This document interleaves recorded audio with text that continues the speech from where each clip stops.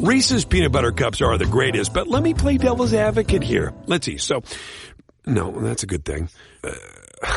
That's definitely not a problem. Reese's, you did it.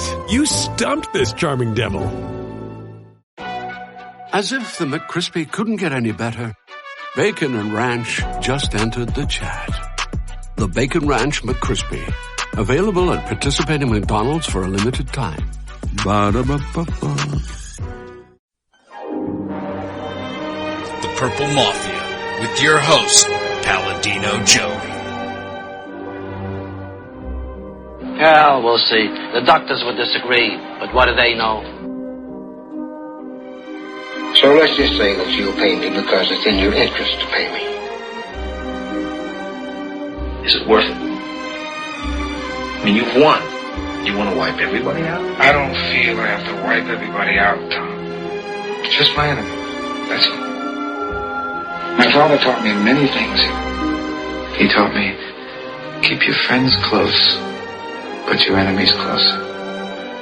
These are wonderful things that we've achieved, and there's no limit to where we can go from here.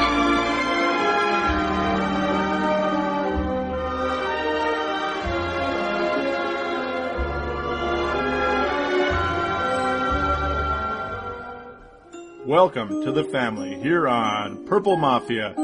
Today is August the 31st, 2009, the last day of August.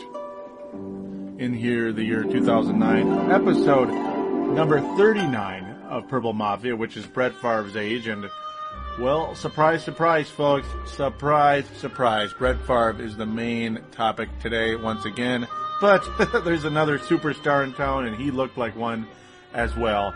Favre and Peterson, Favre and Adrian Peterson, a 1-2 punch that looks pretty amazing, folks. Pretty darn amazing. It was a preseason game, but it's looking good. Looking pretty good here early on. All right, as mentioned, Purple Mafia is this show, and we are available on thesportstuff.com and on iTunes. I thank you always for downloading and listening to this growing, and I mean growing show. Thanks to the popularity of this team and the popularity of the players, and of course, you, the listeners out there, being as awesome as you are. You are awesome, awesome fans of the Vikings and awesome fans of this show. We encourage you to join the message boards. Yes, we want you to please join the message boards on thesportstuff.com. Click on the button that says TSS Boards on the right-hand side of the screen. Do join in. It is 100% free and 100% fun. It is how you can also vote on the polls and get on board this show that way by via messaging, voting, leaving your comments. Also, another way to get in where we will hear your voice on air is to the call-in line. It is a voicemail. The number is 209-736-7877. That is 209-736-7877. It is a voicemail as mentioned. Treat it as such. Mention you are calling in for Purple Mafia, and then state your question, comment, shout out, whatever it is. Welcome on board. Keep it to about a minute approximately, and it'd be great to have you on board. Just be fantastic. That is the deal today. Of course, we're going to only talk about the game. We're going to just take a quick break and then get into the game, and that's it. Right after this. Here on thesportstuff.com, the new fast-breaking Wolves are bursting on the scene with Timberwolves Explosion. Hear about this exciting new era with Al Jefferson, Kevin Love, Johnny Flynn, and new coach Kurt Rambis. Check us out on thesportstuff.com and on iTunes, where we cover the Wolves like nobody else. Show your true blue, download and listen to this explosion of Timberwolves basketball.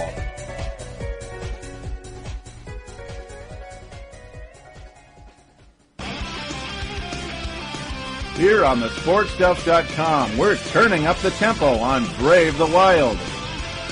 A new era has come to the state of hockey with new attitude Martin Havlet, a more open style with Coach Todd Richards, and a new philosophy in General Manager Chuck Fletcher. We're available on thesportstuff.com and on iTunes. Answer the call and get ready to brave the wild.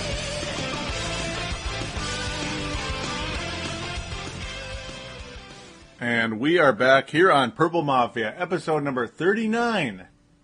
A reminder for iPod users, so one more and we'll be at the big 4-0. The big 4-0, which will be spectacular. Well, the Minnesota Vikings today in preseason game number 3, the ultimate third game of the preseason, and everybody played 3 quarters. And yeah, they did. Brett Favre didn't just play the half, he played 3 quarters. So we're going to get right into this right now. It's just going to be a blast. This game was a lot of fun to watch. So on the very first offensive play of the game, this is when you knew this was going to be a fun game. Brett Favre hands off to Adrian Peterson, who just kept going. He wasn't tackled, broke a couple tackles. All of a sudden, it was a foot race, and he went 75 yards to pay dirt. And it was like, Brett who? Talk about high percentage plays, as the announcers were talking about. We're looking for a few high percentage plays early on, maybe a little screen pass, a little dump pass, just something small early on to get things started. A handoff to Adrian Peterson was pretty high percentage, considering it went 75 yards, as mentioned, to pay dirt. 7-0 Vikings, just like that. And on the very first play for the Houston Texans, after the kickoff, of course, Antoine Winfield nailed Steve Slayton, and he lost the ball, but the ball was whistled down. So that play was whistled dead. It was unreviewable, I guess. It was some strange rule there. And I guess nobody was really that pissed off. Jared Allen then sacked Matt Schaub. Jared Allen and Matt Schaub, I don't think Matt Schaub is a big fan of Jared Allen. Remember what happened to Schaub last year. Injured his knee. Ended up missing 4 games. And Jared Allen, of course, took a fine. Allen went up to Matt Schaub and mentioned it was not on purpose. I'm sorry. But yeah, still, it's a bad luck charm for old Matt Schaub. And of course, the sack ended Houston, as their first series was a 3-and-out. That's how pretty much things ended there. Houston could get nothing really going. So now we're back on to the Vikings. The Vikings get the ball back, of course, after the punt. Brett Favre looked fairly sharp, and he made some creative audibles, which was really kind of cool. Completing his first couple throws, getting a few completions, as mentioned, including a first down to Visanthe Shenko. Yep, Visanthe Shenko, who, again, I'm going to mention, is going to be the lead receiver for this team. I mean, it's plain as day. Also, got to mention, Bernard Berrien did not suit up once again. Bernard Berrien out again. So that's getting a little bit frustrating there. Percy Harvin, of course, suited up, and we're going to talk about him some more as we get further into the game. The Vikings did cross the 50, so that's good to see. But unfortunately, in the end, Mario Williams was able to sack Brett Favre, and that ended the Vikings' drive and led to a punt from about the Texans' 40. You don't really need to go for a 55-yard field goal in the preseason. It's not really worth it. It's not the final play of a playoff game. Houston then finally got their first down of the game, but they were stopped on their own 40, and the game gets pretty boring for a while here as we move on. After an incompletion, as the Vikings have the ball back, and a 3-yard gain by Peterson, Favre did hit Visanthe Shenko for the second time for a first down play. So again, as I mentioned, yeah, I'm looking for Brett Favre and Shenko to hook up many times this year in that situation, folks, on a 3rd and long. I can definitely see Favre and Shenko hooking up on that kind of play. It's going to be good. But unfortunately, the drive just was snuffed. Things just did not really get anywhere after that. A few just incompletions and some short run attempts did not get anywhere. The Vikings punt. Houston, again, did nothing on their possession. Jared Allen, breaking loose and hurried Matt Schaub, just about had a sack. It's again, as I mentioned, Jared Allen is like a magnet to Matt Schaub. Vikings did get the ball at the 50 because Houston was pushed back so far, but we couldn't get anywhere. It was a 3rd and out. So now Houston gets the ball back again, and Schaub threw an interception to Ben Lieber, who just made a spectacular play. Matt Schaub didn't even see him coming. Just a great play by Ben Lieber. Beautiful. And I hope that continues. Ben Lieber is just such a valuable asset to this team. I'll also mention super quick that, Jared Allen, that sack by Jared Allen was the only sack of the game, believe it or not. The one that was a few drives ago.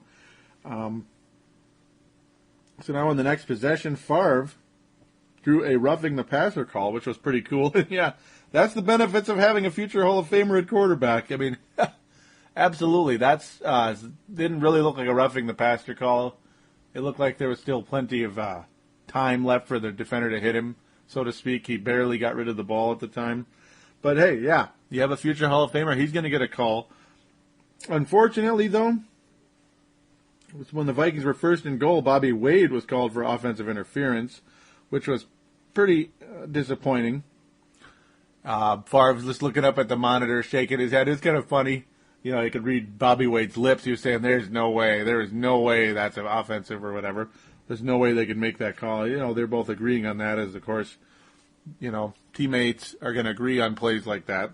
That wasn't a offensive interference. Hard to say, really. Favre then threw a perfect pass to Percy Harvin in the corner of the end zone, but Harvin could not make the play. He just didn't put his hands out far enough. I don't know what that was. It looked like alligator arms or something. And then Favre threw a pass that was tipped, nearly intercepted, and the Vikings would have to settle for a long field goal. But it was the most exciting series in quite a while, as the Vikings were at least in the red zone. They at least got to the red zone. Nothing really spectacular about it, though. They were in the red zone mainly because they're roughing the passer. But yeah, hey, we scored. It was 10-7. That's a good thing. And then Matt Schaub, or 10-0 at that time. Excuse me, I don't know what I'm thinking.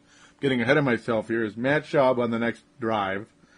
Had his most impressive drive, completing passes along the way, one after the other. Got roughed up several times, and ultimately his ankle was hobbling around like crazy. And Slayton, you know, as the Texans were able to get to the goal line, Slayton was able to get it in from 4 yards out, making it 10-7. And I look for Steve Slayton to really rack up the touchdowns this year. I've got a good feeling about him going into this season. As long as Matt Schaub could stay healthy, by the way, as he ended up limping off to the locker room and back onto the field as they were going to treat his ankle, tape it up. Favre now back at it again as he continues to be fairly sharp, even threw a block, which was crazy. Brett Favre threw a block and with his throwing shoulder. And unfortunately, it was an illegal block because it was pretty low and it was pretty late on the play. Ended up hurting the guy, actually, unfortunately. But yeah, it was with his throwing shoulder, and people were wondering what's going on with that. That's the last thing you need when you have that rotator cuff and all that good stuff and all that surgery on the bicep and stuff. Last thing he needs, but hey, at least Brett Favre you can tell he is right back in the mix. He's not afraid. It shows he's confident in his health at this point in time, and that boy is he excited. I mean, he couldn't take the smile off his face the entire game. The guy had a big smile on his face all day. And, man, there's no way this guy wanted to be here so bad, folks. You can just tell. You can tell how bad he wanted to be here. He didn't want to be on the Jets. He wanted to be on the Vikings all along. And it's a beautiful, beautiful feeling. So now, of course, that drive pretty much came to an end at that point. Things just kind of died there. Vikings were pushed way back after that illegal block and couldn't convert on third down. So now Dan Orlovsky enters the game. The former Detroit Lion, Dan Orlovsky. But he looked pretty darn sharp early on, completing his first 6 passes. One of them a 58-yard completion but in the red zone, here's where Orlovsky shows that he's still a backup player. Threw an interception to Medea Williams, killing a golden opportunity to the Texans and himself, frankly. I mean, it just didn't help him. Didn't help him any. I also got to mention I missed something earlier on, of course, something pretty important, that Harvin made a nice catch. Brett Favre, so Harvin making up for the drop earlier, broke through 2 guys, gained an extra 6 yards. That was a first down. That was a big play. But then Brett Favre, on the following play, completed a nice screen pass to Chester Taylor, who was able to break through tackles and go 28 yards total for a touchdown. Good old Favre. I mean, Brett Favre was out there slapping helmets, having fun with the boys again. It's vintage Favre, folks. Vintage Favre, 17-7. Brett Favre, 17-7. Absolutely spectacular. Hopping up and down was just outstanding. So it was so cool to see. I mean, it was the old Brett Favre. It really was, not a deep pass, but a smart pass, accurate, and Chester Taylor doing his job big time. As I've said a million times, the guy is so good at catching those little screen passes and turning it into something good, be it a first down or in this play something pretty dang big, a 28-yarder. So yeah, I did get ahead of myself. I apologize, folks. It's one of those things. Things happen. Schaub hobbling around like crazy, of course, after that ankle injury, but was able to guide the Texans into field goal range. A very short drive. Chris Brown was able to get the 46-yarder. This was within just a few seconds left to go, less than a minute to go in the half. Schaub was able to do the 2-minute huddle. And, Chris Brown, 46-yarder, so it was 17-10 at the half. And now Dan Orlovsky takes over. I just apologize for that. He was able to take over in the second half. Yeah, and as mentioned, 6 of 6, 58-yard completion. But, yeah, the stupid interception to Medea Williams. Hey, not stupid for us, but stupid for him. It's his own fault. Detroit didn't need him anymore because of Culpepper and, of course, Matthew Stafford, number 1 overall pick. Dante Culpepper is more of a Band-Aid, but he's not the worst Band-Aid ever, I guess. Orlovsky actually was okay last year with Detroit. He wasn't horrible. He looked okay today, really, to be honest with you. He looked okay. Not the worst thing I've ever seen. But then, when we go to the third quarter, Brett Favre is still in the game, and it's like, oh, okay. All right. It's like, obviously, once Orlovsky came off the field, I expected to see Sage Rosenfels. Maybe Tavares Jackson, but probably Sage Rosenfels just because, I don't know, that was just something I was expecting. Number 4 is walking out on the field, and I'm like, okay. All right, cool. I'll take it. This is crazy, but cool. Very cool stuff. But the Vikings really didn't accomplish much on that particular drive. They completed a few passes, but ended up punting in the end. Orlovsky then tried to hit Andre Johnson again for a deep pass, but the ball was overthrown, and Andre Johnson, the Texans had to punt. I mean, for some reason, this third quarter was the fastest thing ever. Neither team scores a point, and it was like the third quarter lasted. It was like as if they let the clock run with no stoppage of play. I mean, it was like a 20-minute third quarter. It was like, but unfortunately, as I mentioned, it was just a bunch of kind of lame. It was a bunch of running, basically. That's probably why the clock went so fast. A bunch of kind of running back and forth, and a somewhat efficient play that ended up dying for some reason, and the clock just kept running. And quite frankly, I don't know even what happened to the third quarter. It just disappeared. A very strange thing, and very short-lived third quarter. Brett Favre still looks fairly sharp, though. And but ultimately, they were trying to play it safe, and that's what you need to do when it comes to Brett Favre. So now we're going to go on to the fourth quarter. Now that we got the meaningless third quarter out of the way, Tavares Jackson took over at the start of the fourth quarter. So finally, a different quarterback of the Vikings in there. Everybody played 3 quarters, as I mentioned. Yeah, they did. Not just 2, but 3 for Favre. And Jackson looked really sharp, actually. He looked really sharp. Only attempted 2 passes, completed them both for a total of 22 yards. He looked all right. He looked actually pretty solid, completing both passes, but, he was able to hit Garrett Mills on a rollout, which was a first down play, which was nice, and with no pressure on. He had a swagger to him. Really quick release on Tavares Jackson.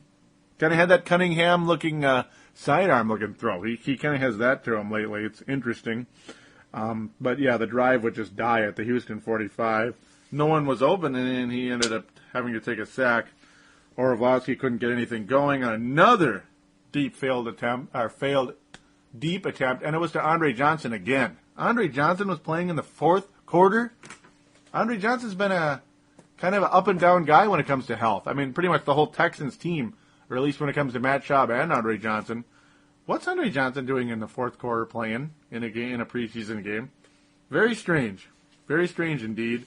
Especially going on deep plays. What if something went wrong? Oh, well, nothing did, so that's the lucky part. So now Sage Rosenfels finally gets to play against the Houston Texans. As started out, he looked a little bit soft early on, but then he completed a couple passes, and apparently both Sage Rosenfels and Tavares Jackson liked Garrett Mills as their Visante Shenko, as now Sage hit Mills on 3rd and long. It was 3rd and 13. And, not too bad. So, but on the next play, Sage hit the running back Smith on a short pass, gained 7 yards, but the Vikings had to punt, unfortunately. And this was Antone Smith, not to be confused with Antoine Smith, the former Buffalo Bill and Tennessee Titan running back, the guy who played about, 5-10 years ago. Pretty solid player. Never spectacular, but a solid guy, and actually I thought was underrated. This guy's a bit younger, played for Florida State, undrafted rookie Antoine Smith.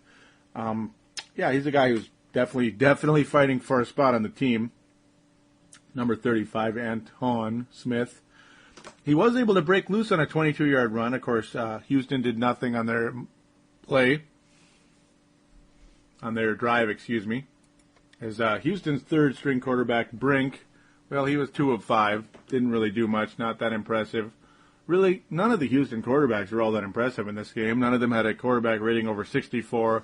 And I know you could say quarterback rating is overrated, but it means something. I mean, Fullick Favre, 113.7. Yeah, he had a damn good football game today, completing 72% of his passes. But yeah, Anton Smith was able to break a 22-yard run.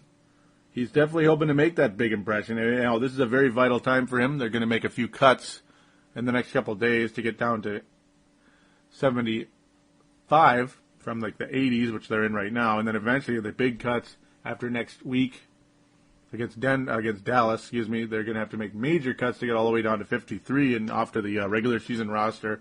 Smith, I'm not sure if he's going to make the team, but maybe he'll make enough impression to get on somebody's practice squad or something. So we'll see, as that play was pretty much the dagger in the heart of the Houston Texans, as the Vikings then had the opportunity to down the ball and end the game and win it 17-10. So there was no scoring in the second half of this game.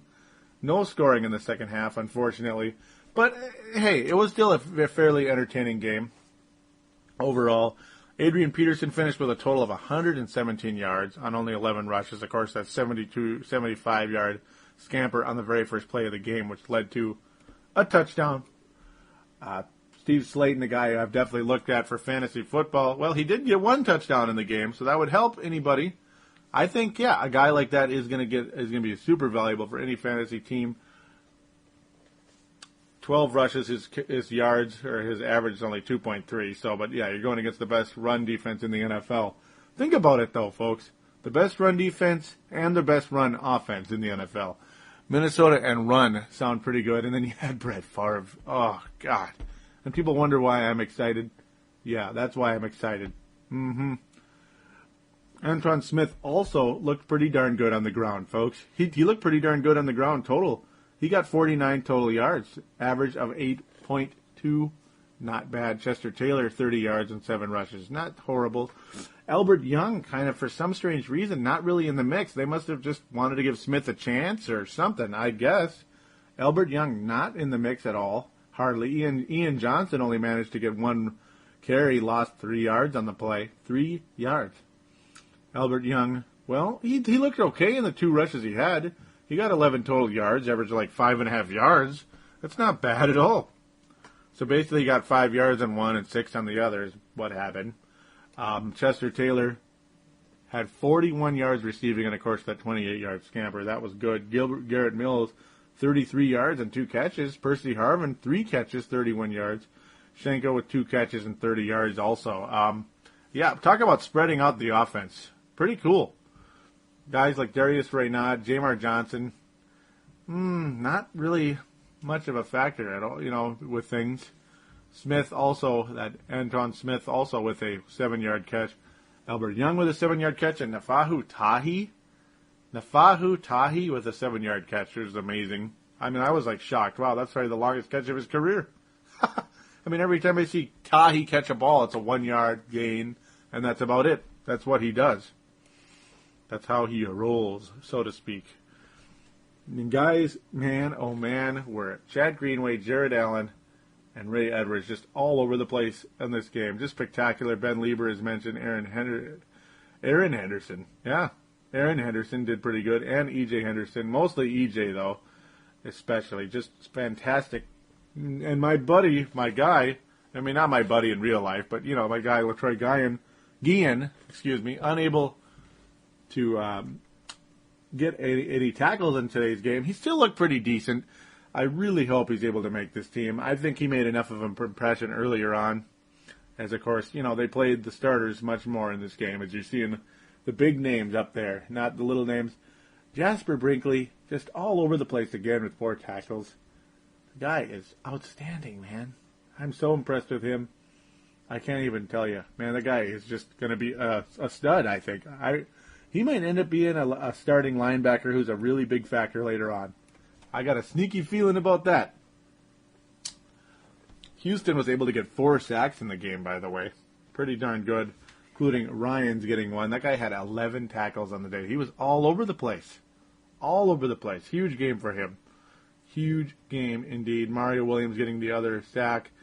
And Zagonina, able to get 2 sacks. I can't really say his name very good. I apologize. 2 sacks on the day. Very good for him anyway. Favre was sacked a total of 2 times. Rosenfels and Jackson the other 2, and that's when Zagonina came into place at that point in time. Percy Harvin looks pretty good. I just didn't like that blown play and that perfect pass to Brett Favre. Favre just kind of did one of those bits where he just kind of clapped his hands like, man, that should have been a touchdown. Should have been. And, yeah. Brett Favre only 13 days into even being on the Vikings. This is pretty exciting. A lot of people are looking at this as whoa. This is going to be a lot of fun, I think, folks. If he can stay healthy, it's going to be a really fun season for the Minnesota Vikings. Sage Rosenfels, he looks kind of soft, man. He does. He looks kind of soft. At this point in time, I almost would rather see Tavares Jackson as the backup. I think absolutely he provides more energy coming in if something went wrong and we need maybe, when Favre hurt his elbow against the Dallas Cowboys a few years ago during that awesome Packers season. And they needed Aaron Rodgers to go in and finish off the game. What if you need Tavares Jackson to go in? See? The guy provides energy, and that's where Jackson's probably at his best, to come in, mid-game like he did for Gus Frerotte last year. I called him Last Chance Jackson. Sage Rosenfels, I'm not impressed, actually. I'm not. He was pretty good against the Indianapolis Colts. He was all right, but nothing spectacular. They were just short passes. Yeah. We'll see about Sage Rosenfels. We'll see. I'm beginning to lean towards Tavares Jackson as our backup man, but all of us know that's going to be kind of a complicated deal because Sage has signed a 3-year deal. Tavares, well, that's more up in the air when it comes to his contract. So hard to say. He's still on his rookie contract. But a solid game by the Vikings today. Very encouraging. I'm just extremely excited about Brett Favre and how things are going today. So we're going to end the game review there before I ramble too much, before I repeat myself too much. And we're going to get into our final topic, or at least second to final topic, really quick. Before I get into the poll, really quick, I was on NFL East to West this past Saturday. I got to host or co-host with Dylan Richardson. That is our executive producer on thesportstuff.com. He is finally back hosting again. His NFL East to West is his show. He's normally with Jim Towers, but I got to be the co-host this week. He's even wanted me to be third wheel. And, I'm very interested in doing that. And, do check it out. Do give it a look-see. You get to hear me as a co-host with Dylan Richardson. I had so much fun on that show, Dylan, and the listeners out there. I had so much fun on that show, I couldn't believe it. I love being a solo host, but I also love being a co-host. I really enjoyed it. I mean, I can do both. And don't be surprised if I'm back on that show again. Of course, this was episode number 4 of NFL East to West, the show where we drop a bomb on Denver. And, Dylan picked the Minnesota Vikings to win the Super Bowl this year. And Dylan Richardson, as some of you know, some of you don't, is a Chicago Bears fan. And he picked the Minnesota Vikings to win the Super Bowl, even though they got Jay Cutler. Now, I know Jay Cutler doesn't ensure the Bears winning a Super Bowl, but it makes it more competitive. Sure it does. So, that tells you that the Vikings have gotten the blessing of Dylan Richardson, and he is an NFL maven, folks. He's been around, watching football for quite a while. So, both of us are veterans, and he's even more veteran than me. So, pretty cool stuff. Pretty cool. Do check that show out. I had a lot of fun, and you'll hear it in my voice. So now the final topic of the day is the poll regarding, who could it be about this time? Who do you think it's going to be about? Yeah, it's about Brett Favre. I hate to annoy you guys, but it's about Brett Favre. How would you rate Favre's performance against Houston is my question. I say big time, here we go. Fairly encouraging, we'll see though. Not bad, nothing major. Not convinced in the least. So vote on one of those. Do enjoy. Don't forget to call in to the voicemail line, as I mentioned. It is 209-736-7877, 209-736-7877. Do call in and enjoy. Do leave a voicemail. We will be more than happy to have you on board. So we're going to call it a show today, and we'll talk to you soon after the next preseason game. Until then, take care.